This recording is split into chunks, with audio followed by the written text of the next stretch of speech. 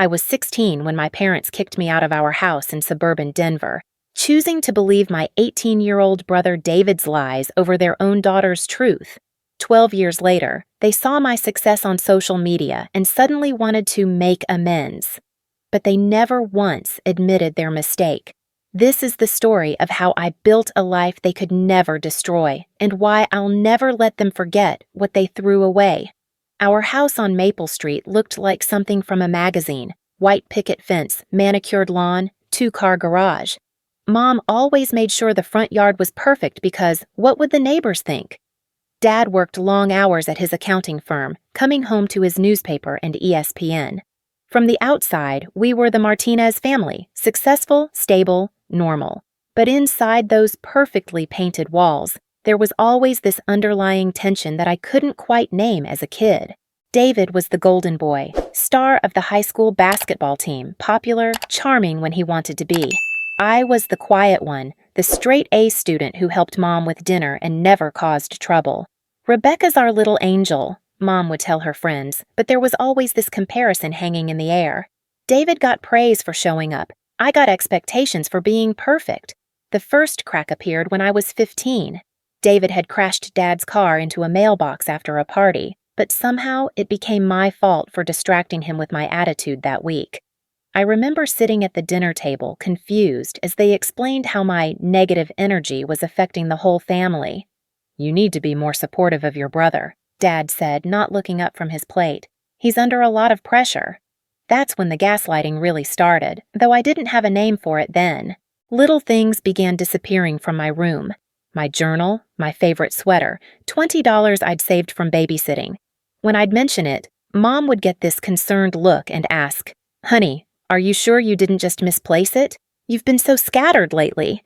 David would just shrug and suggest maybe I was going through something and needed to get my head checked. The pattern became clear. David could do no wrong, and I was always somehow responsible for the problems in our house. When his grades slipped, it was because I was hogging the computer for homework. When he got caught smoking behind the school, it was because I wasn't being a good role model as his younger sister. "Family supports family," Mom would say, which apparently meant I supported David. But it never worked the other way around. I started walking on eggshells, constantly analyzing my words and actions. Was I being too cheerful? Not cheerful enough?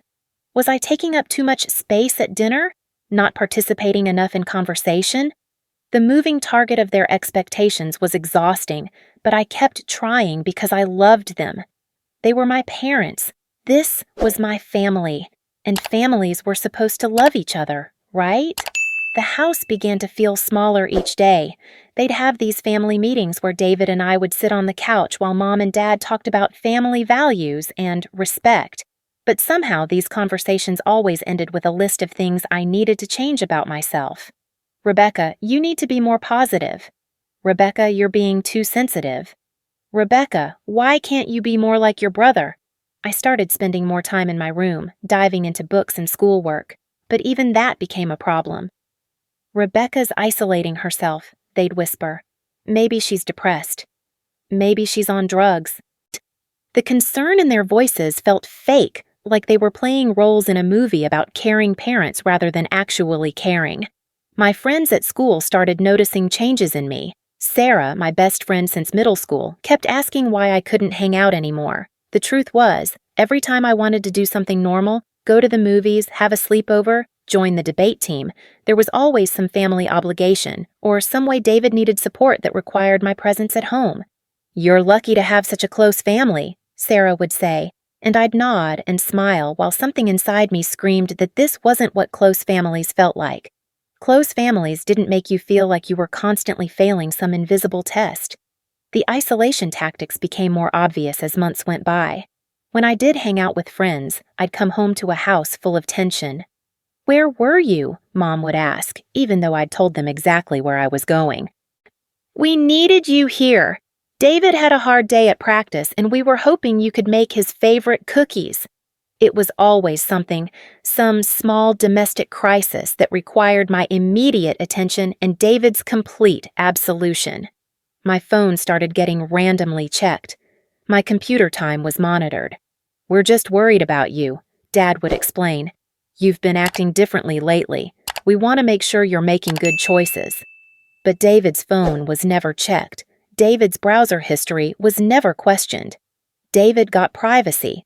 I got surveillance disguised as parental concern. I began to doubt my own memory. Had I really saved that $20, or was I confused?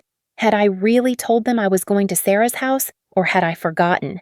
The constant questioning of my reality was wearing me down, making me feel like maybe I really was the problem child they seemed to think I was. The final straw came on a Tuesday evening in March.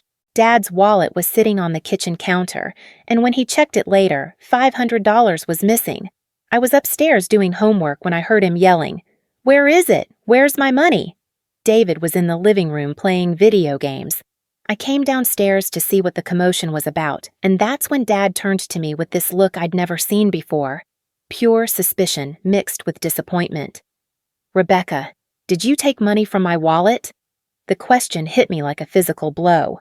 "What? No, Dad, I would never—" "She's been weird about money lately," David chimed in, not even pausing his game. "Always asking about babysitting and talking about wanting new clothes. And she was down here earlier when you were in the shower." I stared at my brother, feeling the world tilt on its axis. "David, that's not true. I never—" "Rebecca," Mom's voice was sharp, cutting through my protests. "Just tell us the truth. If you took it, we can work through this. But lying will only make it worse." That's when I realized they'd already decided I was guilty. The trial was a formality. "I didn't take it," I said, my voice barely above a whisper. "I swear on everything that matters to me, I didn't take Dad's money." David finally looked up from his game. "She's always been jealous that I get more allowance, and she's been acting super sketchy lately, always sneaking around."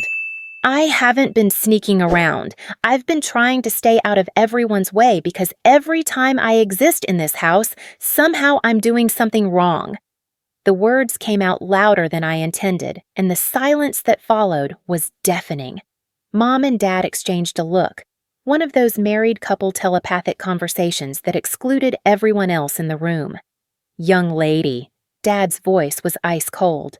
"That attitude is exactly what we're talking about. You're defensive, you're angry, and now you're yelling at us when we're just trying to get to the truth. The truth is that I didn't take your money." I was crying now, which only seemed to confirm their belief that I was guilty and manipulative. "Why won't you believe me?" "Because you're acting like someone who's guilty," Mom said, and her words felt like a knife twisting in my chest. "Innocent people don't get this upset about simple questions." David stood up, putting on his concerned big brother act. "Look, maybe she didn't mean to take it. Maybe she was just borrowing it and forgot to ask. Rebecca's been under a lot of stress with school and stuff." His fake concern was somehow worse than their accusations. He was positioning himself as my defender while simultaneously reinforcing their belief that I was a thief. It was masterful manipulation, and I was watching my family fall for it in real time. "I think we need to have a serious conversation about trust in this family," Dad said. "Rebecca, you're grounded until we figure this out. No phone, no computer, no friends. You go to school and come straight home." "This is insane," I whispered. "You're punishing me for something I didn't do based on nothing but David's word." "David's word?" Mom's eyebrows shot up. "David is your brother. He loves you. Why would he lie about something like this?" I wanted to scream. I wanted to list every lie David had told, every time he'd thrown me under the bus, every instance where they'd chosen his version of events over obvious reality. But I knew it wouldn't matter. In their minds, David was incapable of deception, and I was apparently capable of anything. That night, I lay in bed, staring at the ceiling, feeling more alone than I'd ever felt in my life. My own parents didn't trust me. They believed I was a liar and a thief based on the word of someone who'd been lying to them for years. And the worst part was the tiny voice in my head that whispered, "Maybe they're right. Maybe you are the problem." The grounding stretched from days into weeks. I went to school, came straight home, and sat in my room doing homework while the rest of my family lived their lives downstairs.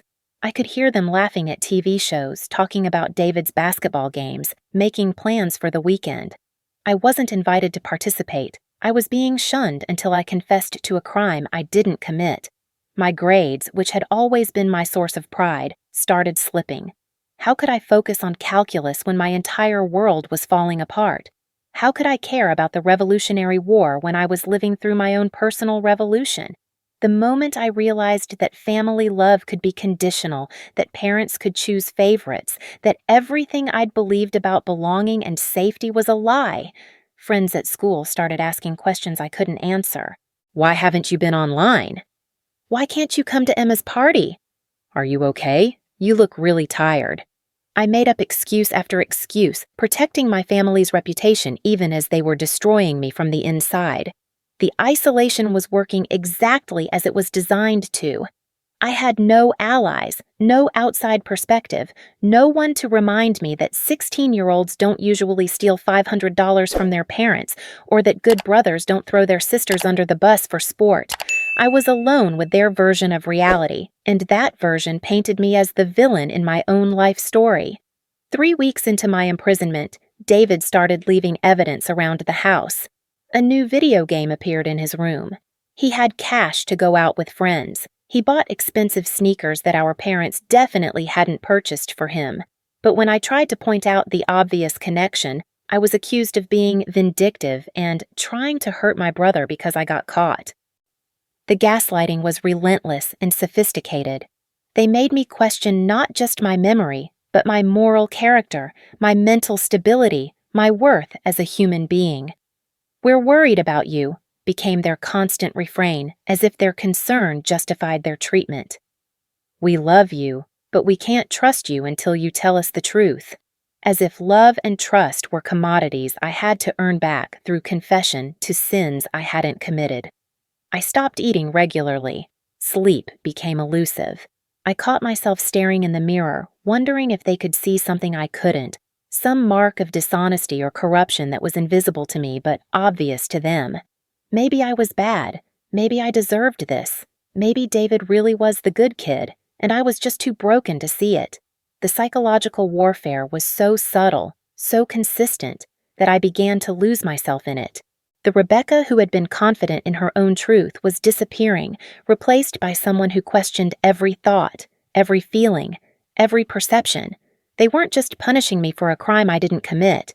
They were systematically dismantling my sense of self, my trust in my own reality, my belief that I deserved love and respect. And the most devastating part was that I could feel myself starting to break. After weeks of isolation, accusation, and emotional manipulation, a small part of me began to wonder if maybe I should just confess. Maybe if I said I took the money, they'd love me again. Maybe if I played along with their narrative, I could have my family back. That thought terrified me more than anything else. The idea that I was so desperate for their acceptance that I'd lie about my own character just to end the pain.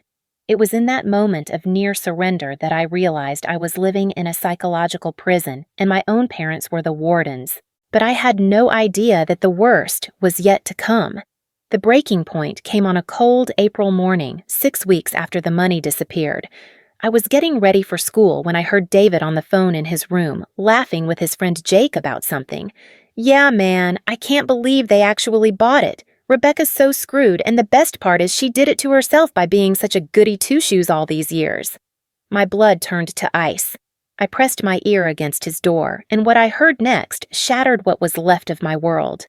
"Dude, $500 buys a lot of weed, and now they're watching her like a hawk instead of me. It's perfect. She's always been their little princess, so now when she falls hard. Mom and Dad are so disappointed in their perfect daughter that they can't even look at her straight." I stumbled backward, my heart hammering so hard I thought it might explode. David had taken the money. David had let me suffer for 6 weeks, watching me deteriorate, watching our parents lose faith in me, and he thought it was funny. I burst through his door without knocking. "You piece of—" "Whoa, Jake, I gotta go. My crazy sister's having another episode."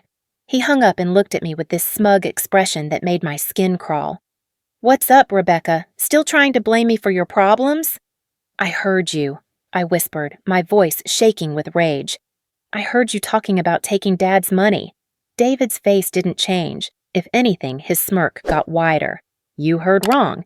You've been acting pretty delusional lately. Maybe you should talk to someone about that. You're going to tell them the truth, or I will. Tell them what? That their unstable daughter is having paranoid fantasies about her brother? Go ahead, Rebecca. See how that works out for you. I ran downstairs, where Mom and Dad were having coffee and reading the newspaper like it was any normal morning. "David took the money!" I shouted before I'd even reached the kitchen. "I heard him on the phone. He took it and bought drugs, and he's been lying this whole time." Dad looked up from his paper with that same disappointed expression I'd been seeing for weeks. "Rebecca, enough. This obsession with blaming your brother is unhealthy." "I'm not obsessing. I heard him. He confessed to Jake on the phone." "You heard what you wanted to hear," Mom said, not even bothering to look at me.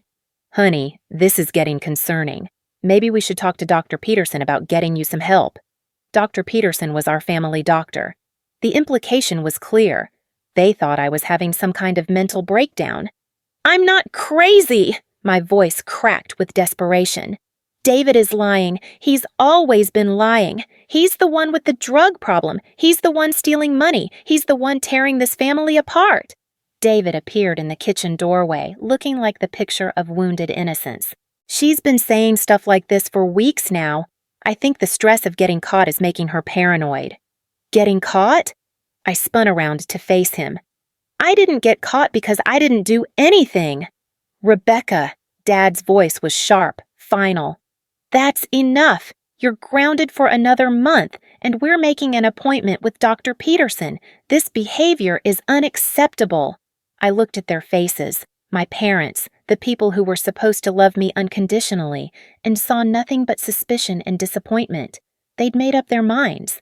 I was the problem child, the liar, the thief, the one who needed professional help. "You don't believe me," I said, and it wasn't a question. "We can't believe you until you start telling the truth," Mom replied. That afternoon, David cornered me in the hallway. "Here's how this is going to work," he said, his voice low and threatening. "You're going to stop trying to blame me for your problems. You're going to accept that you're the screw-up in this family. And if you keep trying to drag me down with you, I'll make sure they send you away to one of those special schools for troubled kids." "Why?" The word came out as barely a whisper. "Why are you doing this to me?" He shrugged like it was the most natural thing in the world. "Because I can. Because they love me more. Because you've always thought you were so much better than me with your perfect grades and your perfect behavior, and now everyone can see you're just as messed up as the rest of us. Maybe more." That night, I made the decision that would change everything. I couldn't live in this house anymore. I couldn't survive in a place where my own family had turned against me, where up was down and black was white, where my brother's word carried more weight than my obvious innocence. I waited until everyone was asleep, then packed a backpack with clothes, my remaining cash from babysitting, about $60, and the few things that mattered to me. I wrote a letter explaining everything, including what I'd heard David say, and left it on my pillow. "By the time you read this, I'll be gone. I can't live in a house where my own parents think I'm a liar and a thief. David took your money, and someday you'll realize that. When you do, don't come looking for me. I'm done being the scapegoat for his problems and your failure as parents. Rebecca." I climbed out my bedroom window and dropped into the backyard of the house that no longer felt like home. At 16, with nowhere to go and no one to turn to, I walked into the darkness and didn't look back. The first few months were brutal in ways I couldn't have imagined. I slept in my beat-up Honda Civic that I'd bought with babysitting money, showering at the local community center and washing my clothes in gas station bathrooms. I finished my junior year by lying about my address, using a friend's house number so I could stay enrolled at school. I worked whatever jobs would hire someone without asking too many questions, cleaning offices at night, washing dishes at diners, stocking shelves at grocery stores. Every dollar went toward survival. Gas, food, a storage unit for my few possessions. I ate peanut butter sandwiches for weeks at a time and learned to live on 3 hours of sleep. The hardest part wasn't the physical discomfort. It was the complete mental isolation. I had no family support, no safety net, no one to call when the world felt too heavy to carry alone. Some nights I'd sit in my car and wonder if my parents were right. Maybe I was crazy. Maybe I had taken the money and blocked it from my memory. Maybe I deserved this. Those thoughts scared me more than being homeless. The idea that they'd broken me so thoroughly that I couldn't trust my own mind was terrifying. But every time I started to doubt myself, I'd remember David's laugh on the phone, the casual cruelty in his voice when he talked about destroying me. By the time I turned 17, I'd found a rhythm: school during the day, work at night, sleep whenever and wherever I could manage it. My grades had dropped from straight A's to barely passing, but I was surviving. That had to count for something. The turning point came during my senior year. I was working the night shift at a 24-hour diner when a woman named Carol, who seemed to be there every Friday night, struck up a conversation. "You remind me of myself at your age," she said over her coffee. "Too smart for your circumstances, too proud to ask for help." Carol was a social worker who specialized in helping teenagers aging out of foster care. When she learned my story, she didn't offer pity or try to convince me to go back home. Instead, she offered practical help: information about financial aid for college, resources for young people experiencing homelessness, and most importantly, the name of a therapist who worked with teens from dysfunctional families. "Your family trained you to doubt yourself," Dr. Sarah Martinez told me during our first session. "That's what toxic families do. They make the healthy person feel crazy so the sick system can continue functioning." It was the first time anyone had used the word toxic to describe my family, and hearing it felt like someone had finally given me permission to trust my own experiences. "What happened to you has a name," she continued. "It's called scapegoating. Dysfunctional families need someone to blame for all their problems, and they pick the member who's most likely to internalize the abuse instead of fighting back." Over the course of months, Dr. Martinez helped me understand the psychological warfare I'd endured. The gaslighting, the isolation, the constant questioning of my reality. It was all part of a systematic dismantling of my self-worth. My parents hadn't just failed to protect me, they'd actively participated in my destruction to protect their golden child. "Your brother is what we call a golden child," she explained. "He can do no wrong in their eyes because admitting his flaws would mean admitting their failures as parents. It's easier to sacrifice you than to face their own inadequacies." The validation was overwhelming. For the first time in years, someone was telling me that my perceptions were accurate, that my pain was real, that I wasn't crazy or bad or deserving of abandonment. With Dr. Martinez's help, I started building a plan for my future. I applied for financial aid, studied for the SATs, and got accepted to Colorado State University with a partial scholarship. I was going to college. I was going to build a life that had nothing to do with the people who'd thrown me away. But first, I had to heal from what they'd done to me. The healing process was harder than living in my car had been. It meant facing the full extent of the damage, acknowledging how deeply they'd wounded me, and learning to trust myself again. Some days I felt strong and determined. Other days I felt like that scared 16-year-old who just wanted her parents to love her. Dr. Martinez introduced me to other young adults who'd escaped toxic families. There was Marcus, whose parents had blamed him for his father's drinking. There was Jennifer, whose mother had convinced her she was worthless unless she was taking care of everyone else's needs. There was Tony, whose family had made him the scapegoat for his sister's drug addiction. Hearing their stories helped me understand that I wasn't alone, that this pattern of family dysfunction was more common than I'd realized. We formed our own support system, our chosen family of survivors who understood what it meant to be thrown away by the people who were supposed to love us most. In college, I threw myself into my studies with the intensity of someone who knew education was my ticket to freedom. I majored in business, minored in psychology, and worked multiple jobs to pay for everything my scholarships didn't cover. I had no social life, no dating, no typical college experiences. I was building a fortress of self-sufficiency that no one could ever tear down.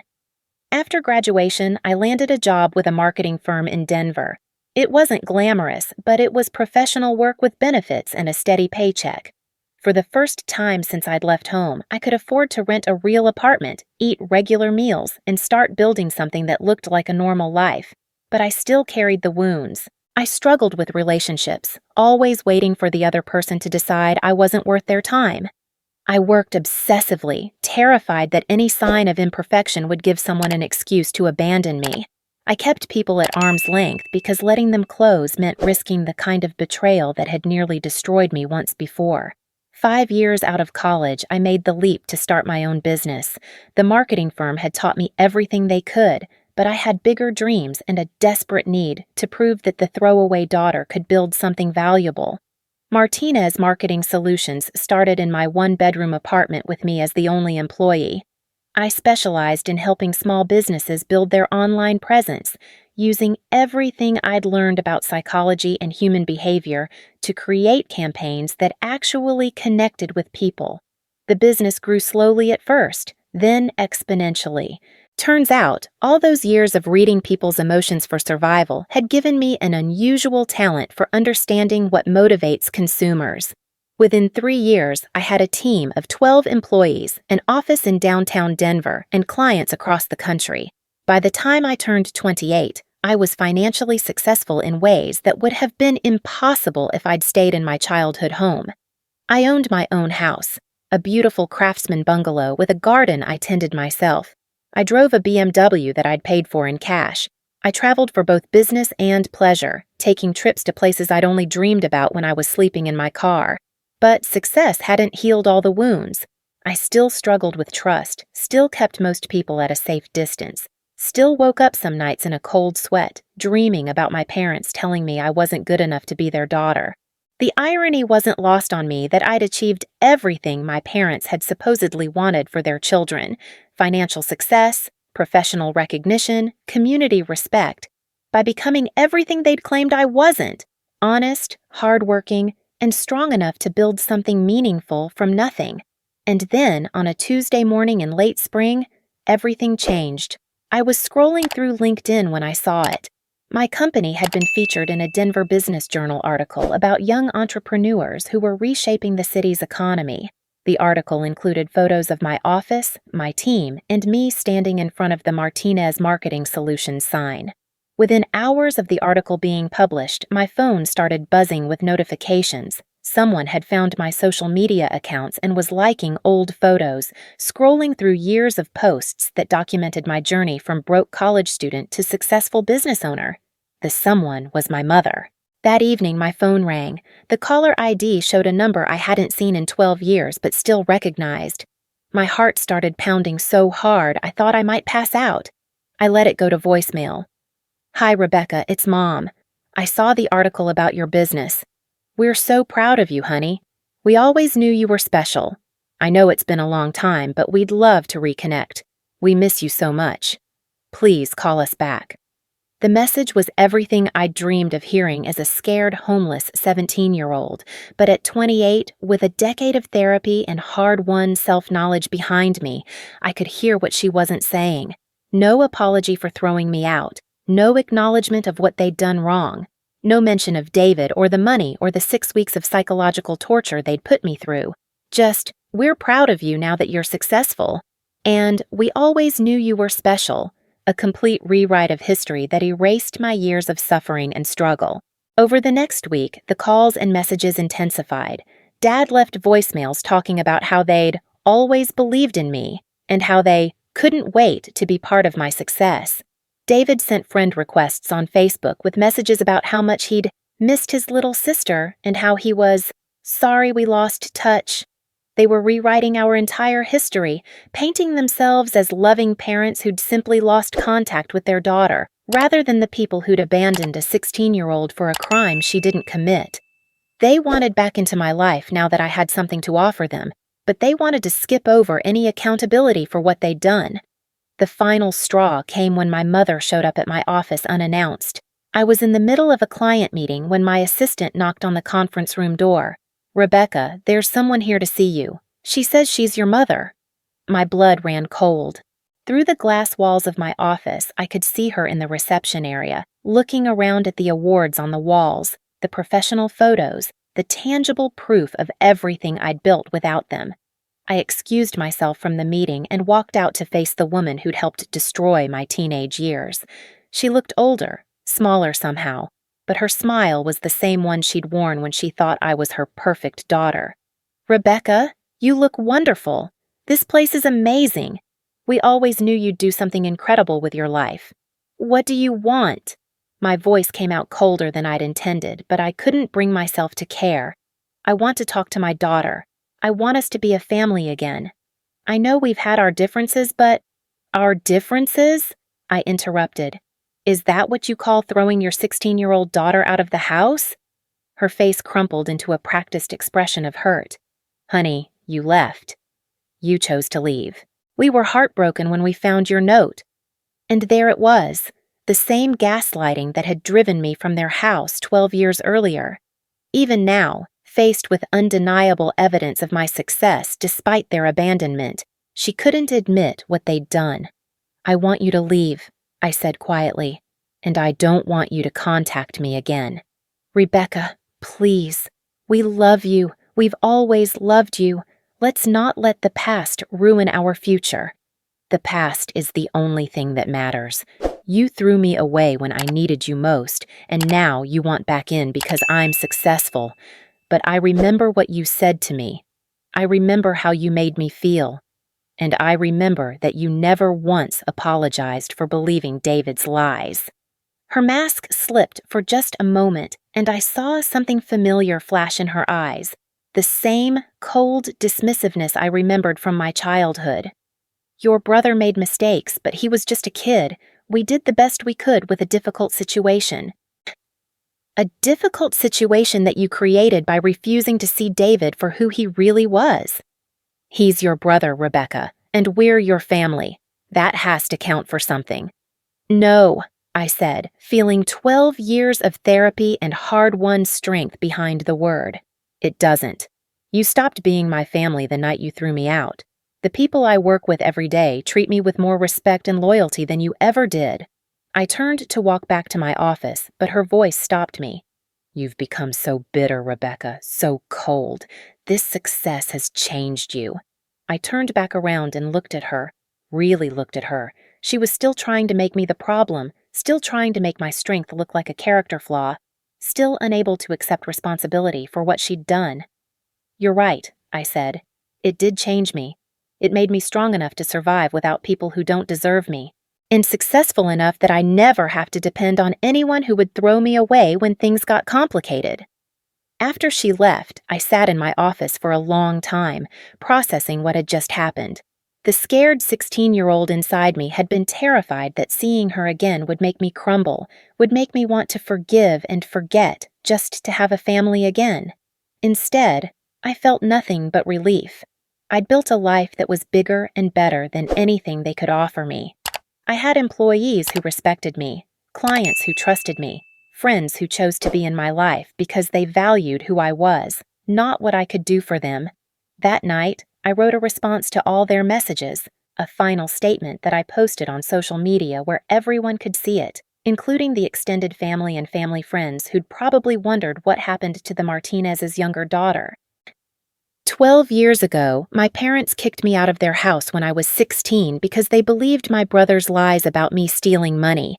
They chose his word over mine, threw me away like I was nothing, and never looked back. I built my life and my business from nothing, sleeping in my car and working multiple jobs to put myself through college. Now that I'm successful, they want to reconnect and pretend the past never happened. But I haven't forgotten what they did to me, and I won't pretend it didn't matter. Some bridges burn for good reasons. The post went viral within hours. Messages poured in from other people who'd escaped toxic families, from clients and colleagues expressing support, from extended family members who finally understood why I'd disappeared from family gatherings all those years ago. My cousin Maria, who I'd been close to as a child, reached out privately.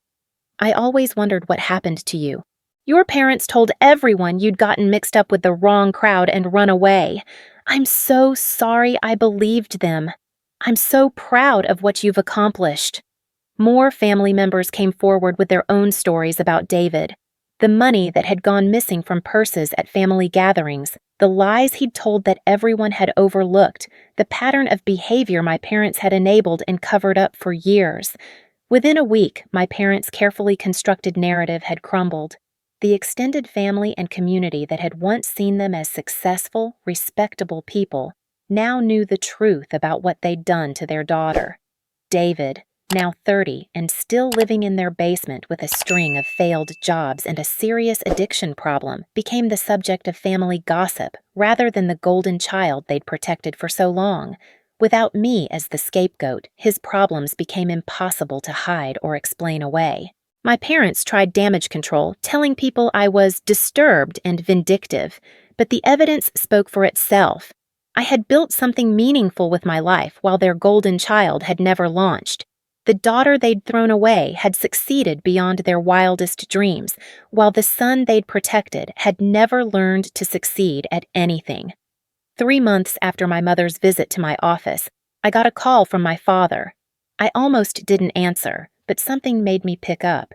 Rebecca. His voice was different, smaller, older, defeated. I need to tell you something. I'm listening. We found David's stash. Drugs, cash, things he'd stolen over the years. There was a notebook where he'd written about taking my money and letting you take the blame. He thought it was funny. The validation I'd waited 12 years to hear felt anticlimactic. Okay. I was wrong. We were wrong. About everything. You were telling the truth, and we— His voice broke. We threw away our daughter to protect our son, and we were wrong about both of you. I waited for the apology to fix something inside me, to heal the wounds or make the years of struggle worth it.